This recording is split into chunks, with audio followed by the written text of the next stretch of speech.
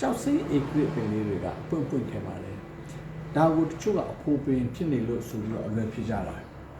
ကယ်တော့အဖြစ်ကိုအတူဆုံးပြောရရင်ကြောက်စိမ့်ဧကရစ်ပင်မှာအဖိုးပင်အမပင်ဆိုလို့ဒီချောင်းရှိပါသူက bisexual ပင်မျိုးပဲဖြစ်ပါတယ်တိတ်ပတ်နီးကြပြောရရင်တော့ကြောက်စိမ့်ဧကရစ်ပင်ရဲ့အပွင့်ဟာ monoecious တပင်တဲမှာတဲ့အင်္ဂါဆိုပါဝင်တဲ့အမျိုးဖြစ်ပါတယ်ဆိုလိုတာကအပင်တပင်တဲကထွက်တဲ့အပွင့်တပွင့်တဲမှာလေအဖိုးအင်္ဂါရောအမအင်္ဂါရောပါနေတာပါဒါကြောင့်အဖိုးတီးတန့်ပင်အမတီးတန့်ပင်ဆိုပြီးလိုက်ရှာလို့ပြောပါဒါဆိုကြောက်စိမ့်ဧကရစ်ပင်အပွင့်ရဲ့တိဆောက်ပုံကိုလေ့လာကြည့်အောင်ကြောက်စိမ့်ဧကရစ်ကအပွင့်ပြုတ်ပြီဆိုရင်ပြောင်းမှုဖတ်လို့ပြီးအပေါ် spartic ထဲမှာအသားချောင်းလေး spartic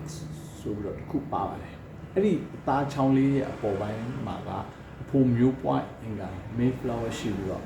အောက်ခြေပိုင်းမှာတော့အမမျိုးပွိုင်းအင်္ဂါ female flower ရှိပါတယ်သူရဲ့အပွင့်အချောင်းလေးတွေကိုကြည့်ရင်အပေါ်ပိုင်းကအဖိုးပွင့်နေရှိပြီးတော့အောက်ခြေမှာတော့အမပွင့်နေရှိပါတယ်ဒါကြောင့်တပင်တင်းနဲ့တင်ပြည့်စုံကြတာမို့အဖိုးပင်အမပင်ဆိုတော့တိကျရှားဖို့မလိုပါဘူး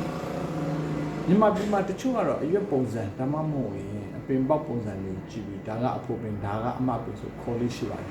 ဒါကတော့ဒေတာအခေါ်ပေါ်ဒါမှမဟုတ်အယူဆအခေါ်ပေါ်မျိုးတွေဖြစ်နိုင်ပါတယ်မျိုးပွားမှုဆိုင်ရာသိပ္ပံသဘောအရတော့ခွဲခြားထားခြင်းမရှိပါဘူးဒါကြောင့်အရွက်ပုံစံမဲ့ကွဲအပင်ပုံစံမဲ့ကွဲကြောက်စိမ့်ဧကရစ်ပင်တိုင်းဟာကိုယ့်အိမ်အတွက်လေထုတန့်စင်ပေးပြီးတော့ကံကောင်းခြင်းတွေယူဆောင်လာပေးတဲ့အပင်တွေကြီးပဲဖြစ်ပါတယ်ကျေးဇူးတင်